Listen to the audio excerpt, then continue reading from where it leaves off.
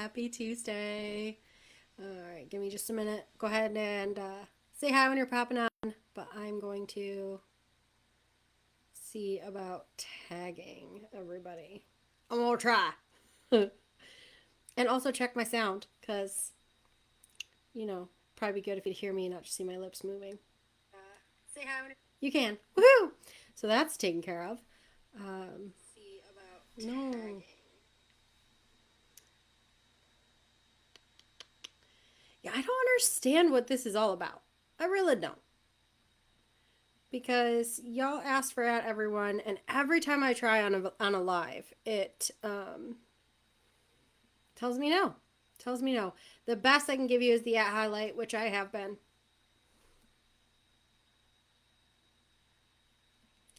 So anyway, today, happy Tuesday. Today we're talking about um lazy horses. So we've talked about anxiety in horses and how we can try, like, there's things that we can do to try and mitigate their anxiety, and a lot of that, as we talked about, is coming back and addressing ourselves, right? um However, with the lazy horse, I mean, could it be a reflection of ourselves? I mean, like, maybe, but it probably isn't. It's not the same. It's not the same, right? So with a lazy horse, what I'd like to propose, and I guess this is kind of the same as how we address the anxiety ridden horse. But the lazy horse, like, we're going to ask a different question. We're going to ask, why are you lazy? Instead of just like, why aren't you doing your job? And why can't you get up there? And why does this have to be so difficult, right? When we talk about why do things have to be, this is just a good example. Why do things have to be so difficult? Like, when we ask a question, our brain naturally answers it, okay? So when we're asking, why does this have to be so difficult? All of a sudden, we're going to find all of the faults in the horse. So we don't want to do that. And we also don't have to accept it. We don't just go put on spurs, and we don't just get a crop, and we don't just, beat them into submission and kick, and all of that, right? It's not like that. It doesn't have to be like that. It often is like that. It doesn't have to be like that. Because we can ask the question of, why are you being lazy? And is it truly laziness? Okay? I just want you to think about this. I know that in, the way I grew up, work ethic was important. I know that some of my friends grew up with the same kind of upbringing where work ethic was extremely important. And if you weren't doing something productive, you may have been perceived and even told that you were being lazy, right? You are being lazy. Get up and go do something. Stop being so lazy. And there's a difference. First of all, is lazy even really a thing? Okay. And in the horse sense, I'm going to say no. They're not lazy, okay? So in terms of people, is lazy even a thing? We call it lazy. We're being lazy when we're resting. We all deserve rest. And in fact, it's not even just like a deserve rest, we require it. We require rest. Your horses also require rest. However, assuming that you're not trying to work them 23 hours a day, they're probably getting some rest, right?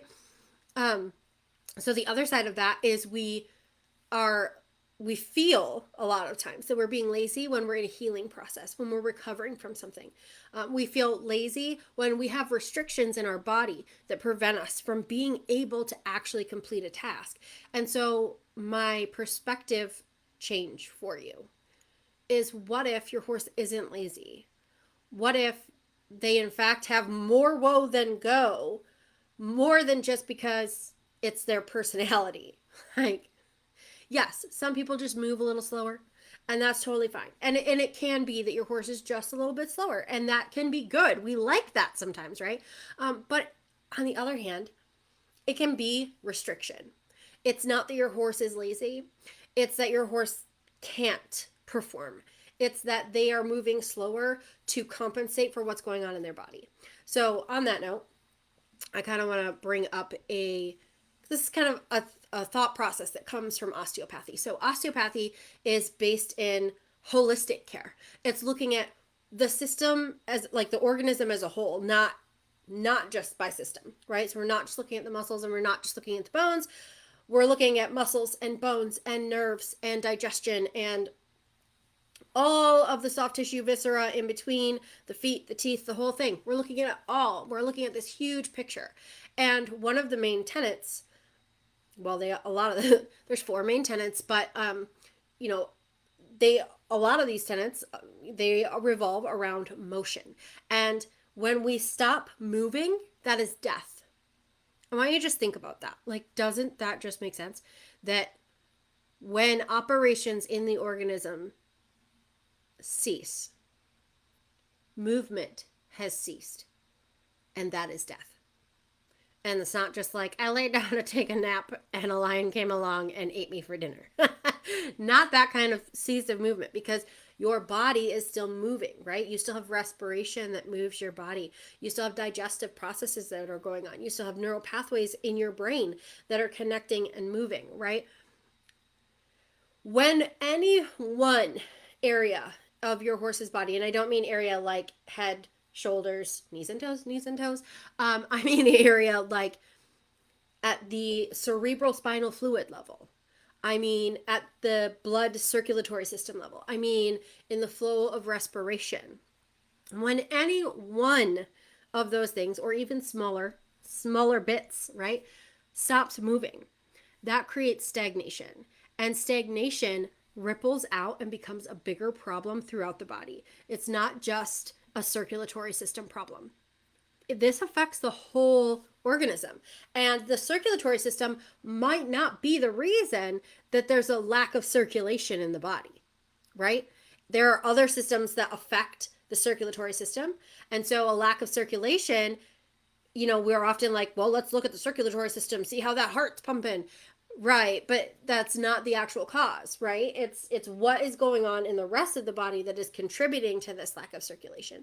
And so when your horse is being lazy and they, maybe are struggling with forward movement, yes, absolutely, we can evaluate skeletally and muscularly what's going on, but what's going on in the muscle, even when we look at that, what is creating tension in the body? What is creating undue tension in the body, right? Because quite frankly, tension is a requirement for us to keep our structure, right? And same for our horses. We have tension that keeps us in the right shape, and we want to keep that tension. But undue tension, where does it come from, and why are we experiencing it? This is some level of stagnation in the body, some level of restriction in the body, some level of movement has ceased in the body. And massage does a great job of coming in and interacting with all, like, multiple layers, right? It's not just muscles. That's silly. It's not just muscles. We interact with the muscle tissue sometimes, but we're always interacting with skin and fascial tissues. And when we're interacting with fascial tissues, that impacts a lot more than just fascia and musculature, okay? Because fascia allows for space. Fascia is a network of nerves. It's part of the nervous system, and it sends a lot of communication. So when we have restricted fascia, first of all, restriction in one area directly affects the other area of the body, right? Very much, the butt affects the head and the left shoulder affects the right hind. Like, very much of that is fascia, okay? But also, when fascia is tight, it restricts the amount of fluid flow that can come into a muscle and nourish that area.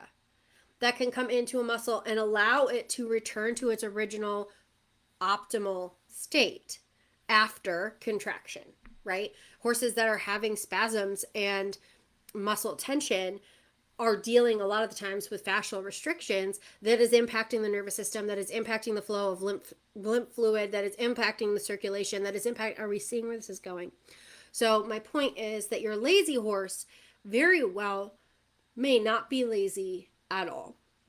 They may be dealing with restrictions, and there are going to be veterinarians, chiropractors, massage therapists, all these different professionals that may tell you that there's nothing wrong with your horse.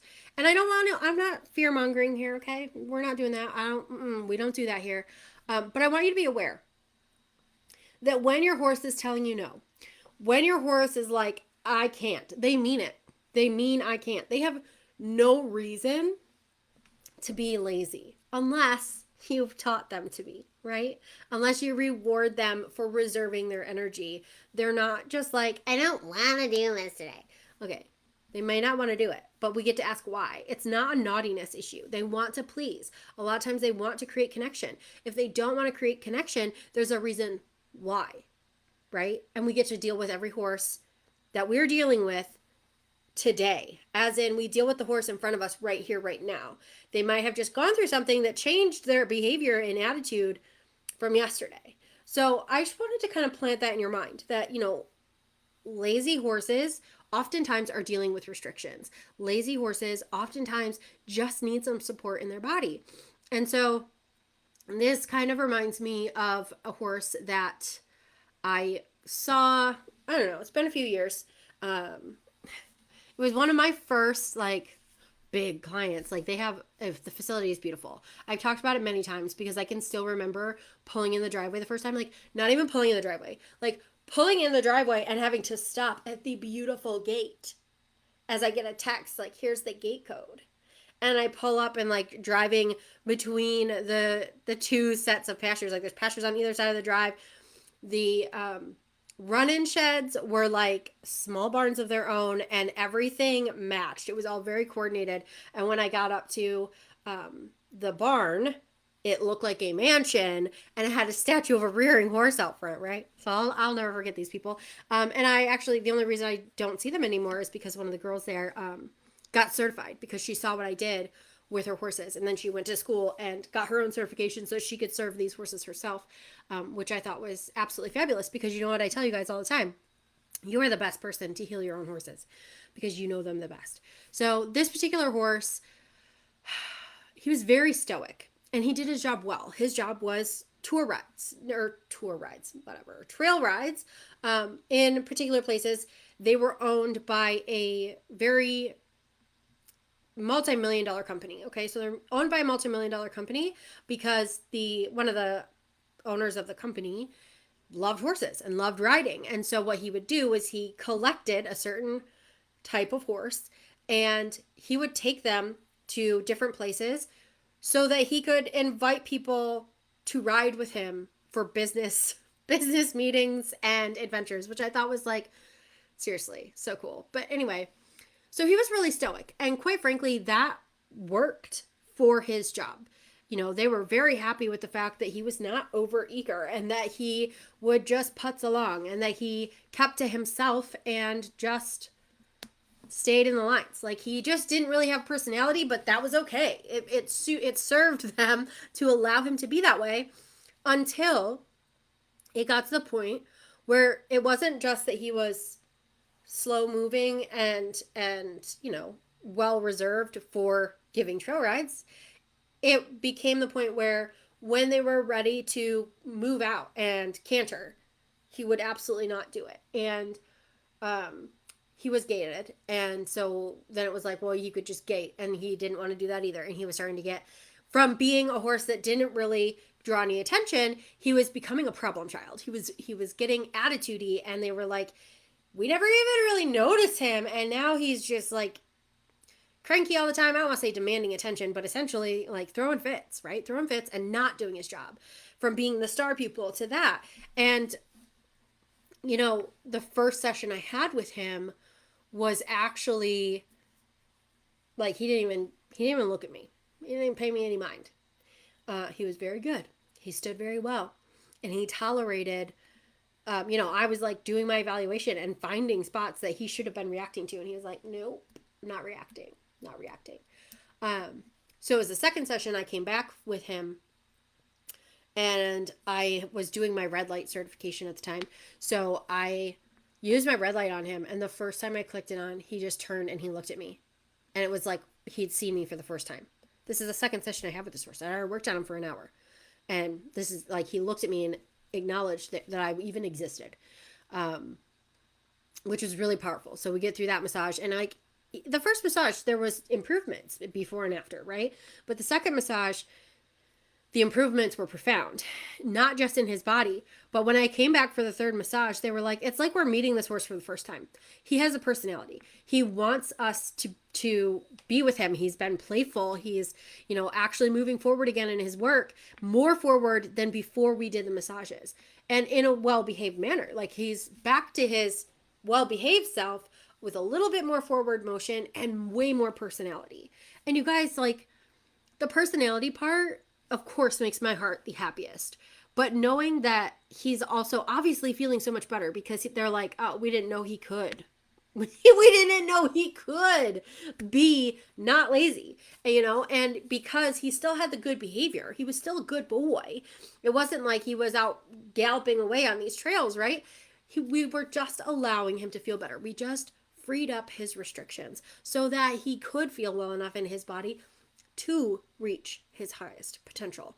And that's what this is all about. It's always all about supporting the horse. It's always, well, I say it's always all about supporting the horse, right? But what I've come to learn too is that it's also about empowering you guys. You have to understand what the potential is for creating change in horses, but you also have to understand how limited of a perspective we often bring to the table when we're trying to diagnose and treat, okay?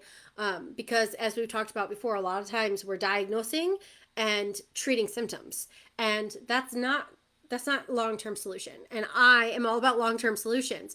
So all in all, I want you guys to feel empowered to ask more questions and understand on a deeper level what's going on with your horses. And also, don't just take things at surface level. When your horse is just being lazy, are they though? Because I know that we've had enough conversations in here for you guys to understand that anytime someone tells you your horse is just being naughty, that's bullshit. It's always going to be bullshit. It's never going to be them being naughty, because either they're being naughty because they're extremely uncomfortable and they can't do what you're asking them to do, or they're confused because we have done a shit job in training them of what our expectations are. So often that's the other side of it, right? So often we're going into something and we're trying to train something and we suck at it. We don't understand the layers of perception that our horses have and the psychology behind our give and release, our positive reinforcement, our negative reinforcement, whichever training method you use. We don't fully understand its power. We don't understand the psychology behind it for ourselves, let alone how it impacts the horse. And we are not aware of how our body language sends subliminal messaging of how our energy and what our visions are, that is sending messages to our horses that can absolutely change how they interpret the messages that we're sending. So all of that to say, I hope that helps. I hope that you can, really tie those things together, because it's always about helping the horses, and it's always about understanding that more often than not, we're the problem. It's our perception, and we can make the choice to really buckle down and become better horse owners, to become better healers, and to become more connected with ourselves. Because when we're more connected with ourselves, we can create faster change for our horses, let alone all the benefits of what it means to up-level ourselves as humans. So this, I guess, is a little reminder for two things. First of all, Equine Alchemy is available to you anytime. We've had some really profound shifts in the last couple weeks, and I appreciate that some people are taking more than one day to get through a lesson because they really want to let the experience marinate and to dig deep and to understand the impact that they create in their relationship with their horse by creating a deeper relationship with themselves. And it's not just about their horse too. It's about the way things are going to change for how they live their lives in general. How they run their businesses, how they're showing up as employees and as family members, right? So that is available to you anytime, and I encourage you to jump in on it. As always, I will drop a link in the comments. And then a final call. Like, you guys, there's nothing standing between you and living a life that you desire. There's nothing standing between you and living a life that is revolving around helping horses and growing that skill for your own horse, but also to create a business that feeds the life that you want, because money in the hands of good people does amazing things. So just a reminder that the Intuitive Equine Bodywork Certification Program is here for you anytime. All right. I would love to have you join us. I would love to watch you make an amazing impact on this world. So get out there, do some fun pony shit, and I will talk to you next Tuesday.